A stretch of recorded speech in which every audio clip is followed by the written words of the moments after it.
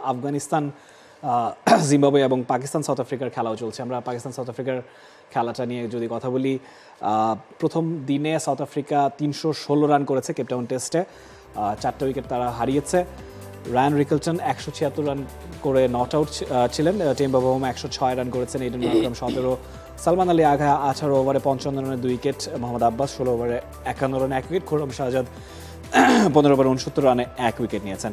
South Africa যেহেতু test চ্যাম্পিয়নশিপের ফাইনালে পৌঁছেই গেছে মৌ, তো খানিকটা রিল্যাক্সড হয়েই তারা খেলতে নামবে। অন্যদিকে পাকিস্তানের আসলে হারা জেতার কিছু নেই, হয়তোবা খুব একটা যে চাপে কোনো দলই আছে সেটা নিশ্চয় নয়। এরকম চাপ মুক্ত টেস্ট আপনি সবশেষ কবে দেখেছেন? হ্যাঁ, চাপ মুক্ত টেস্ট আসলে মানে টেস্টটা এই সাইকেলে কিন্তু প্রত্যেকটা টেস্ট অনেক এক্সাইটিং ছিল। ইভেন আমরা যখন বাংলাদেশের ম্যাচগুলো দেখেছি, নর্মালি বাংলাদেশের ম্যাচ খুব বেশি মানে আমরাই চাপে থাকি বা অনেক আগে থেকেই বুঝে যাই যে এই চাপ কোন দিকে নিয়ে যাচ্ছে নর্মালি। তো এই টেস্ট চ্যাম্পিয়নশিপ সাইকেলে আমরা বাংলাদেশের ম্যাচে এমন দেখেছি।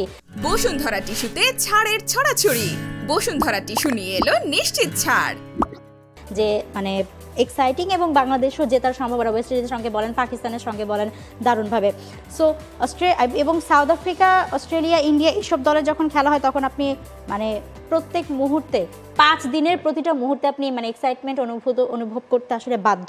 এবং সাউথ আফ্রিকা এবং পাকিস্তানের যে ম্যাচটার কথা বলছেন, তারা আসলে খুব 72 রানের মধ্যে 3 উইকেট হারিয়ে ফেলেছিল।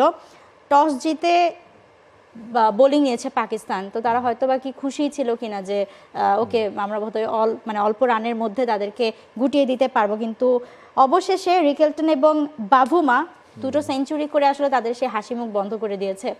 যদিও চাপ মুক্ত টেস্ট দুই দলের দিক থেকেই, কারণ পাকিস্তানের টেস্ট চ্যাম্পিয়নশিপের কোনো হিসাব নাই, সাউথ আফ্রিকা অলরেডি ফাইনালে চলে গেছে, সো সেই দিক থেকে চাপ মুক্ত। বাট ম্যাচ জেতার জন্য তো আসলে দু দলেরই চাপ এখনো রয়েছে। নিশ্চয়ই দুটো দলই আসলে জয়ের জন্যই খেলতে নামবে।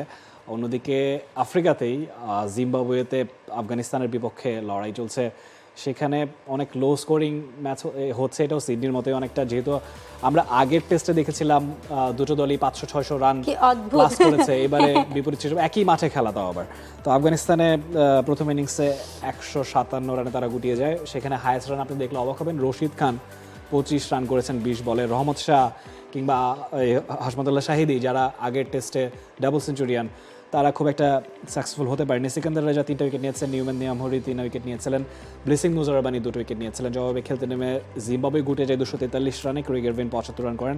সিকান্দার রাজা বোলিংয়ের মতো ব্যাটিংয়েও তিনি সমান একেবারে সচ্ছল ছিলেন, সেখানেও 61 রান তিনি করেছেন। শন উইলিয়ামস এক্সপিরিয়েন্স ক্যাম্পেইনে 49 রান করেছেন। রাশিদ খান 4টা উইকেট নিয়েছেন, আমিন আহমদ জাই 3 উইকেট এবং ফরিদ আহমদ 2 উইকেট নিয়েছিলেন। আফগানিস্তান দ্বিতীয় ইনিংসে 46 রানে 3টা উইকেট হারিয়ে দিন শেষ করেছে, এখন অবধি 40 রানে পিছিয়ে আছে। এই খেলাগুলো ইন্টারেস্টিং। দেখুন, অস্ট্রেলিয়া ইন্ডিয়ার কথা বলছি, তারা ইকুয়াল ক্যালিবারের দল, অনেক স্ট্রং দল। আফগানিস্তান জিম্বাবুয়েও কিন্তু টেস্টে আমার কাছে প্রায় কাছাকাছি মানের দল মনে হয়। লিমিটেড ওভার ক্রিকেট হলে আমি হয়তো বা আফগানিস্তানকে এগিয়ে রাখতাম।